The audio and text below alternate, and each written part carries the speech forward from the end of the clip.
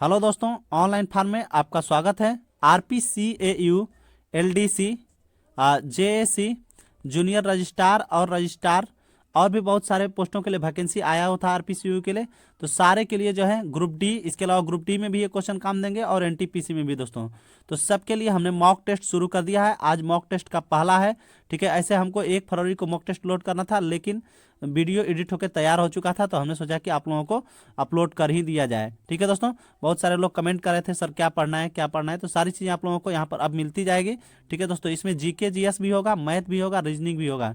ठीक है दोस्तों, सारा एक साथ आप लोगों को प्रोवाइड की जाएगी। 25 मिनट में आपको 30 क्वेश्चन सॉल्व करके दिखाए जाएंगे, बताए जाएंगे। ठीक है दोस्तों, और इससे बाहर अब कुछ नहीं आने वाला है। मात्र 30 दिन आप लोग पढ़िए दोस्तों, और अपने आप में बदलाव महसूस कीजिए। आप लोग खुद कहें कि हाँ सर, आपने जो बताया है वो टच कर रहा है और आप दिखाई दे रहा है। ठीक है दोस्तों, क्योंकि हम भी ऑफलाइन कोचिंग चलाते हैं, तो वहाँ पर भी सारे लड़कों को बताना होता है, तो हम बताते हैं और बच्चे आकर बताते हैं कि नहीं सच में टच कर रहा है दोस्तों। तो आप लोग भी कहेंगे आकर पक्का यकीन के साथ कि दोस्तों बहुत अच्छा जा रहा है। तो चलिए दोस्तों, वीडियो शुरू करते हैं। वीडियो शुरू करने से पहले यदि हमारे चैनल पर आप नए हैं तो चैनल को सब्सक्राइब कीजिएगा दोस्तों, और यदि चैनल पर पुराने हैं यानी सब्सक्राइब कर चुके हैं तो लाइक करके वीडियो को जाइएगा दोस्तों। चलिए वीडियो शुरू करते हैं। तो देखिए दोस्तों, पहला क्वेश्चन आप लोगों के स्क्रीन पर है कि मनुस्मृति का अंग्रेजी में अनुवाद किसने किया था। तो ये जो है जॉर्ज बुलर हैं। जॉर्ज बुलर ने मनुस्मृति का अंग्रेजी में अनुवाद किया था। और मनुस्मृति जो है हिंदू विधि की प्रथम पुस्तक है, जिसकी रचना गुप्त काल में की मानी जाती है। यानी गुप्त काल में जो है हिंदू विधि की पहली पुस्तक है, जिसे गुप्त काल में इसकी रचना हुई है। अगला क्वेश्चन है दोस्तों, ज्ञान प्रसारक मंडली वयस्क शिक्षा संगठन एडल्ट एजुकेशन ऑर्गेनाइजेशन की शुरुआत किसने की थी। तो इसकी जो है शुरुआत दादा भाई नौरोजी ने की थी दोस्तों। Dadabhai Naoroji grand old man of India के नाम से भी जाने जाते हैं। ये प्रौढ़ लोगों में जागरूकता और अज्ञानता को तार्किक सोच में बदलते थे। ठीक है, तो ये संगठन जो है प्रौढ़ लोगों के लिए शुरू की गई थी, जो तार्किकता और सोच को बदल रही थी। नेक्स्ट क्वेश्चन है, अगला क्वेश्चन है कि भारत माता की प्रसिद्ध तस्वीर भारतीय राष्ट्रीय आंदोलन के दौरान निम्न में से किसने बनाई थी। तो इसका आंसर हो जाएगा रविन्द्रनाथ टैगोर दोस्तों। रविन्द्रनाथ टैगोर जो है 1905 में स्वदेशी आंदोलन भी चलाए थे। ठीक है, और इसी समय 1905 में ही भारत माता मंदिर नामक प्रसिद्ध चित्र भी बनाया था इन्होंने। नेक्स्ट है, इनमें से कौन स्वतंत्रता सेनानी, चौथा नंबर क्वेश्चन है, इनमें से कौन स्वतंत्रता सेनानी ने जेल की दीवारों पर महाकाव्य कमला लिखा था। तो ये थे BD सावरकर, यानी विनायक दामोदर सावरकर। इन्होंने जो है अंडमान निकोबार में उस समय जो है काले पानी की सजा काट रहे थे। ठीक है, और वहीं पर इन्होंने जेल की दीवारों पर पूरा भारत का इतिहास लिख डाला था। ठीक है दोस्तों, अगला क्वेश्चन है, 2005 में अहिंसक क्रांतियों की श्रृंखला में जॉर्जिया, यूक्रेन, किर्गिस्तान एवं लेबनान में सरकारों को उखाड़ फेंका था। तो यह है श्वेत क्रांति। ये सत्ता परिवर्तन के लिए 2005 में एक क्रांति की गई थी। ये अहिंसक क्रांति थी, इसमें हिंसा नहीं हुआ था। ठीक है दोस्तों, और ये 2005 में हुआ था। और इसमें जो है लेबनान के तत्कालीन प्रधानमंत्री रफीक हरीरी की हत्या के पश्चात उस प्रदर्शन को नियंत्रित करने के लिए रंग क्रांति का प्रयोग में लाया गया था। तो ठीक है दोस्तों, अब अगला क्वेश्चन देखिए। तो दोस्तों, हमारा 6 नंबर क्वेश्चन है कि चीन की विशाल दीवार के निर्माण का श्रेय किसको जाता है। सी हुआंग टी को। ठीक है दोस्तों, और इस दीवार का निर्माण जो है 220 से 206 ईसा पूर्व के लगभग हुआ था। ठीक है, ईसा पूर्व में हुआ था। और इसके अलावा इसकी कुल लंबाई जो है 6400 किलोमीटर है दोस्तों। तो इसकी कुल लंबाई याद रखिएगा, और कब हुआ था ये याद रखिएगा। कौन किया था, क्वीन सी हुआंग टी। चलिए दोस्तों, अगला क्वेश्चन बताते हैं आपको। अगला क्वेश्चन है कि भारत में केंद्र शासित प्रदेश के प्रशासनिक प्रमुख को क्या कहा जाता है। तो इसका आंसर हो जाएगा उपराज्यपाल। अनुच्छेद 239 के तहत उपराज्यपाल या प्रशासक की नियुक्ति कौन करता है, राष्ट्रपति करता है। अभी दिल्ली, पुडुचेरी, अंडमान निकोबार द्वीप समूह, जो नवगठित जम्मू कश्मीर और लद्दाख है, वहां के उपराज्यपाल और केंद्र शासित प्रदेश में प्रशासक के पद पर गठन किया गया है। चलिए अगला क्वेश्चन आपको बताते हैं दोस्तों। 8 नंबर क्वेश्चन है दोस्तों कि भारतीय संविधान के भाग 5 में अनुच्छेद, यानी कौन से अनुच्छेद से लेकर कौन से अनुच्छेद तक सर्वोच्च न्यायालय के गठन, स्वतंत्रता, शक्तियों, अधिकार क्षेत्र और प्रक्रियाओं का वर्णन किया गया है। तो देखिए दोस्तों, इसका आंसर हो जाएगा 124 से 147 तक। जो है संविधान का भाग 5 का संविधान का सबसे बड़ा भाग है, और इसमें कुल 52 से लेकर 151 तक कुल 100 अनुच्छेद शामिल हैं। यानी 52 से लेकर 151 तक कुल 100 अनुच्छेद शामिल हैं। और भाग 5 जो है अनुच्छेद 124 147 और सर्वोच्च न्यायालय गठन के उसकी स्वतंत्रता, अधिकार क्षेत्र आदि से संबंधित है। अनुच्छेद 124 जो है दोस्तों, ये है उच्चतम न्यायालय का गठन किया जाता है इस अनुच्छेद के तहत। चलिए दोस्तों अगला क्वेश्चन है आईपीसी। आईपीसी का पूरा नाम क्या है दोस्तों? देखिए अंतर्राष्ट्रीय पीनल कोड, ठीक है, सॉरी अंतर्राष्ट्रीय नहीं, भारतीय पीनल कोड, ठीक है, इसका आंसर हो जाएगा सी, भारतीय penal code. Indian penal code इसका होता है और ये 1860 में जो है बनाया गया था। ठीक है दोस्तों, आज़ादी से पहले बनाया गया था। इसका हिंदी नाम होता है भारतीय दंड संहिता। ठीक है दोस्तों, अभी सुप्रीम कोर्ट में कुल कितने न्यायाधीश हैं दोस्तों? तो सुप्रीम कोर्ट में मुख्य न्यायाधीश सहित कुल मिला के 34 न्यायाधीश हैं, इसको भी याद रखिएगा दोस्तों। चलिए अगला क्वेश्चन आपको बताते हैं। तो दोस्तों अगला क्वेश्चन है कि जॉर्ज लेमेत्रे का संबंध किस क्षेत्र से जुड़ा है? ठीक है दोस्तों, तो जॉर्ज लेमेत्रे जो है ये किस क्षेत्र से जुड़े हुए हैं बताते हैं आपको। देखिए तो ये हैं आपको ब्रह्मांड की उत्पत्ति से संबंधित है, यानी बिग बैंग महाविस्फोट के सिद्धांत से जुड़े हैं। बिग बैंग यानी महाविस्फोट के सिद्धांत से ये जुड़े हुए हैं। ठीक है दोस्तों, तो अगला क्वेश्चन देखते हैं 11 नंबर क्वेश्चन।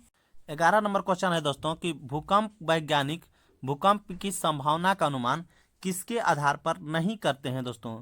तो देखिए इसका जो आंसर होगा, इसका आंसर कैट हो जाएगा। ग्रहों की स्थिति के आधार पर नहीं किया जाता है।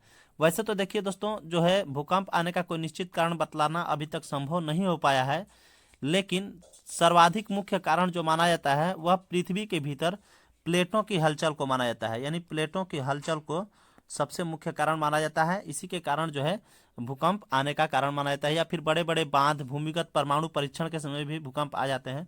ठीक है, अगला क्वेश्चन है मलेशिया के झंडे में लाल और सफेद रंग की पट्टियां बारी बारी से शामिल है, तो इनकी संख्या कितनी है? इनकी कुल संख्या 14 है दोस्तों, और इसे स्ट्रिप्स ऑफ ग्लोरी भी कहा जाता है। और मलेशिया ने इस झंडे को 26 मई 1950 को अपनाया था।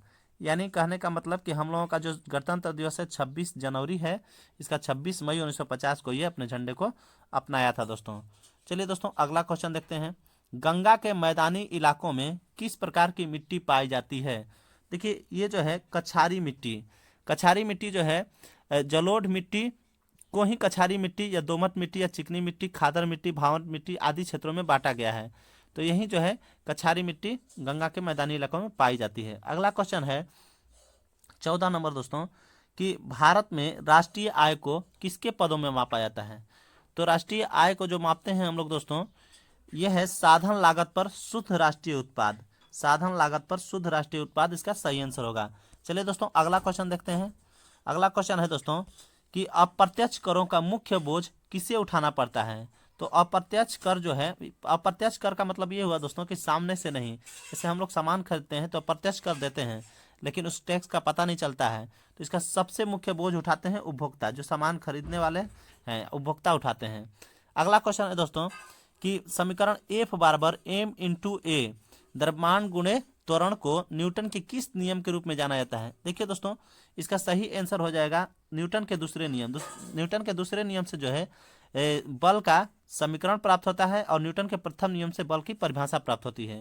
ठीक है दोस्तों, चलिए अगला क्वेश्चन दोस्तों देखिए दोस्तों 17 नंबर क्वेश्चन है कि पेंडुलम लयबद्ध लोलक हार्मोनिक ऑक्सीलेटर की तरह काम करता है, अतः इसका जो है में प्रयोग किया जाता है। डॉट डॉट दिया हुआ है, यानी इसका आंसर हो जाएगा दादाजी की घड़ी। देखिए दोस्तों ये ऑप्शन के हिसाब से आंसर होगा दादाजी की घड़ी। वैसे पेंडुलम जो है सरल आवर्त गति की तरह व्यवहार करता है। अब सरल आवर्त गति क्या है दोस्तों? तो देखिए जब कोई पिंड एक निश्चित समय अंतराल में एक ही निश्चित पथ पर बार बार अपनी गति को दोहराता है, मतलब एक पिंड है, ठीक है, और एक निश्चित समय अंतराल पर एक ही पथ को इधर जाएगा, फिर इधर आएगा, फिर यहाँ पर आएगा, फिर इधर आएगा, फिर यहाँ पर आएगा, फिर मतलब एक ही पथ पर बार बार अपनी गति को दोहराता है, इसे ही सरल आवर्त गति कहा जाता है दोस्तों। ठीक है दोस्तों, और इसका जो है पेंडुलम लयबद्ध दोलक की तरह काम करता है और इसका प्रयोग घड़ी में ही किया जाता है। चलिए दोस्तों अगला क्वेश्चन आपको बताते हैं कि पृथ्वी की सतह पर पलायन वेग कितना है? तो देखिए दोस्तों पृथ्वी की सतह पर जो पलायन वेग है वो है 11.2 किलोमीटर प्रति सेकेंड। याद रखिएगा दोस्तों ये जो है पलायन वेग 11.2 किलोमीटर प्रति सेकेंड है। और इसी तरह एक क्वेश्चन और पूछता है दोस्तों कि चंद्रमा की सतह पर पलायन वेग कितना है? तो यह है 2.235 किलोमीटर पर सेकेंड। इसको याद रखिएगा दोस्तों, चंद्रमा पर भी पूछता है कि चंद्रमा की सतह पर पलायन वेग क्या होता है, तो 2.35 किलोमीटर पर सेकेंड। ठीक है दोस्तों, और एक क्वेश्चन और पूछता है इससे दोस्तों कि पलायन वेग क्या होता है? तो पलायन वेग वह वेग है जिस वेग से हम किसी वस्तु को अगर यदि ऊपर फेंक देते हैं तो ये फिर वापस आपको लौटने वाला नहीं है, वही पलायन वेग कहलाता है। ठीक है दोस्तों, और अगला क्वेश्चन इसी में हो जाएगा कि ध्रुवीय उपग्रह का कक्षीय वेग कितना होता है? तो 8 किलोमीटर पर सेकेंड होता है दोस्तों, और इसका आवर्तकाल जो है 84 मिनट या 500 सेकेंड होता है दोस्तों। चलिए दोस्तों, अगला क्वेश्चन आपको बताते हैं। 19 नंबर क्वेश्चन है कि एक साधारण चुंबक किसे आकर्षित नहीं करता है दोस्तों?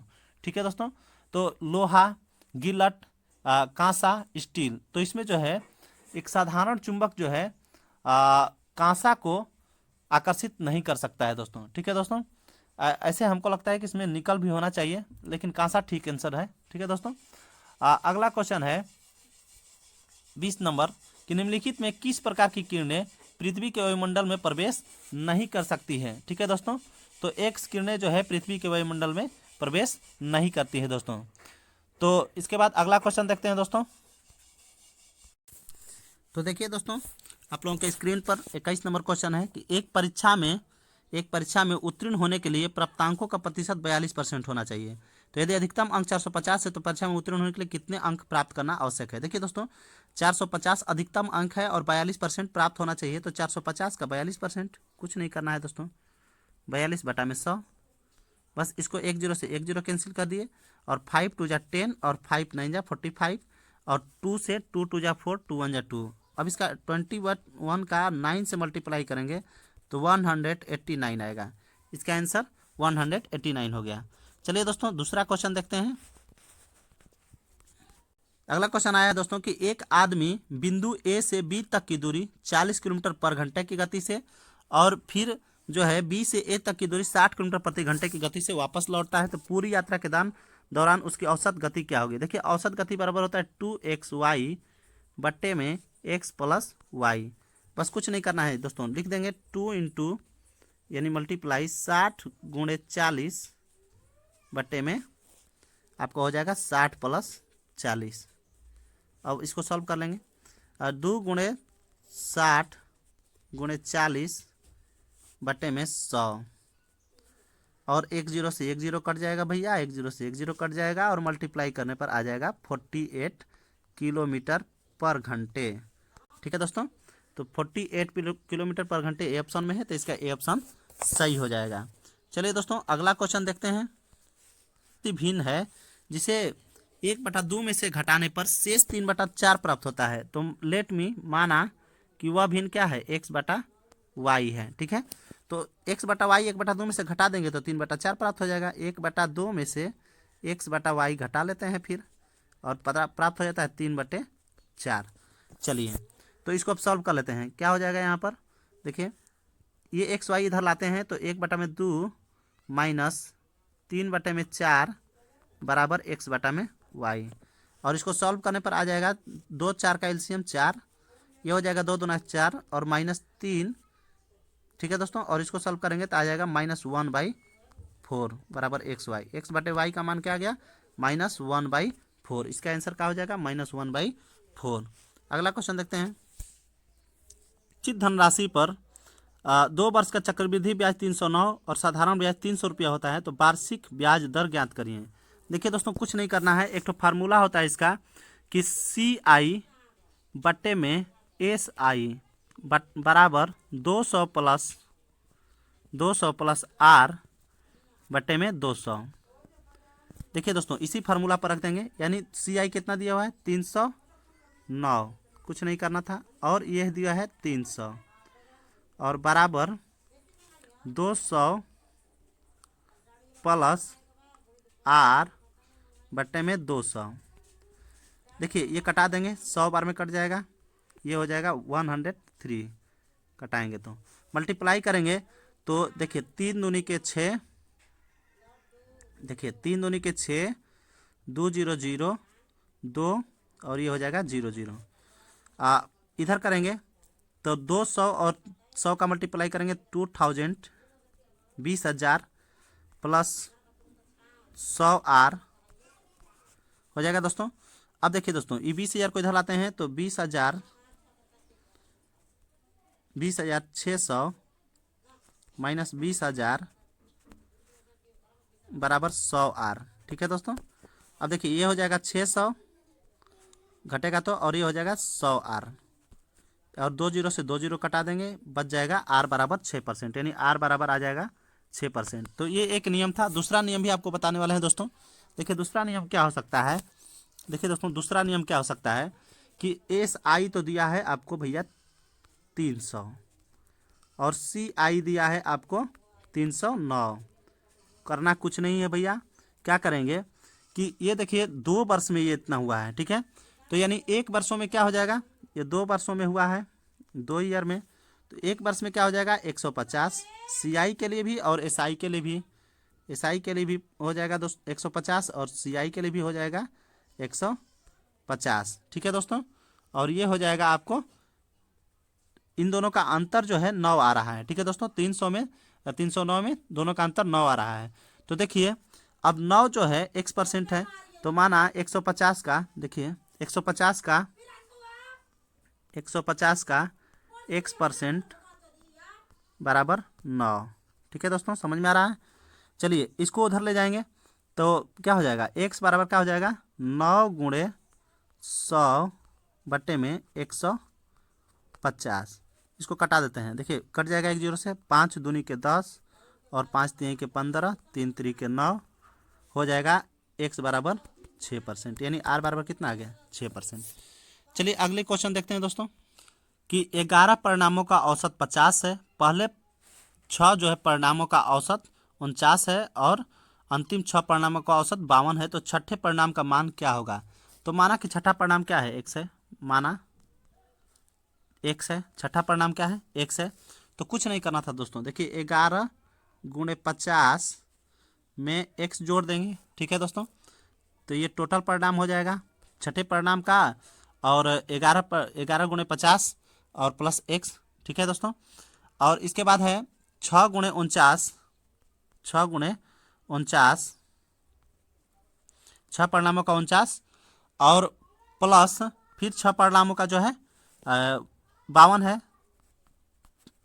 समझ में आया दोस्तों। देखिए यहाँ पर पूरा 12 परिणामों 50 परिणामों को दे दिया है, 11 परिणामों का 50 हो गया, और फिर छठा परिणाम पूछ रहा है तो छठा x हो गया, और इसमें भी टोटल जोड़कर बराबर दोनों ओर हो गया। अब देखिए ये हो जाएगा 550 प्लस x, और ये हो जाएगा आपको 6 गुणे 101, 6 गुणे 101। तो इसको जब सॉल्व करेंगे दोस्तों तो x बराबर क्या आ जाएगा 56। सॉल्व करके देख लीजिएगा, थोड़ा जगह कम है दोस्तों इसलिए। तो दोस्तों देखिए 25वां क्वेश्चन था, ये मैथमेटिक्स था। अब रीजनिंग का क्वेश्चन आना, तो 26 नंबर क्वेश्चन है दोस्तों, उस समय का चयन करें जो किसी घड़ी में 9:30 की सही दर्पण छवि को दर्शाता है। तो देखिए दोस्तों, इसके लिए हमको क्या करना होता है कि 11 और 60 में बस घटा देना होता है जिसका दर्पण छवि पूछता है, यानी 9:30 का पूछ रहा है तो 11:60 में 9:30 को घटा देंगे, आ जाएगा आपका 30, इधर से 30 आ जाएगा और इधर से 2 30, यानी इसका आंसर क्या हो जाएगा एप्पल। एप्पल इसका बिल्कुल सही आंसर है दोस्तों। चलिए अगला क्वेश्चन है दोस्तों, अगला 27 नंबर क्वेश्चन है दोस्तों, आयुष पूर्व दिशा की ओर मुंह किए हुए खड़ा है, वह 45 डिग्री वामावर्त घूमता है। सबसे पहले तो हम लोगों को दिशा देख लीजिए दोस्तों, ये है पूर्व, ये है पश्चिम, ये है उत्तर और ये है दक्षिण दोस्तों। तो ये चारों दिशाएं हैं। कह रहा है कि आयुष पूर्व दिशा की ओर मुंह करके खड़ा है, यानी इधर का मुंह करके खड़ा है, वह 45 डिग्री वामावर्त घूमता है, यानी घड़ी के विपरीत दिशा में। तो ये देखिए ये 90 डिग्री होता है दोस्तों, और इसके 45 डिग्री इधर घूम गया। ठीक है दोस्तों, 45 डिग्री वामावर्त घूमता है, और फिर वह 270 डिग्री दक्षिणावर्त घूमता है। देखिए यहाँ से 180 में यहाँ तक आ जाएगा तो 180 हो जाएगा इधर, और 180 में 270 घटा लेंगे, अभी कितना उसको और चाहिए, तो देखिए 180 तो उसको घुमा दिए, इधर आ गया 0, और ये 90 डिग्री, यानी यहाँ के बाद हमको फिर से 90 डिग्री चाहिए, यानी 45 डिग्री इधर और इसमें भी 45 डिग्री, यानी कहाँ आ गए, ये किस दिशा में आ गया, देखिए उत्तर पश्चिम, तो उत्तर पश्चिम इसका सही आंसर हो जाएगा दोस्तों। अगला क्वेश्चन है दोस्तों कि पंकज और रंजन एक दूसरे के विपरीत दिशा में साइकिल चला रहे हैं। यदि पंकज पूर्व दिशा में जा रहा है, देखिए दोस्तों ये भी उसी से क्वेश्चन है। ये देखिए पूर्व है, ये पश्चिम है, ये उत्तर है और ये दक्षिण है। तो देखिए दोस्तों कह रहा है कि पंकज और रंजन एक दूसरे के विपरीत दिशा में साइकिल चला रहे थे और पंकज पूर्व दिशा में जा रहा था, यानी पंकज इधर जा रहा था दोस्तों।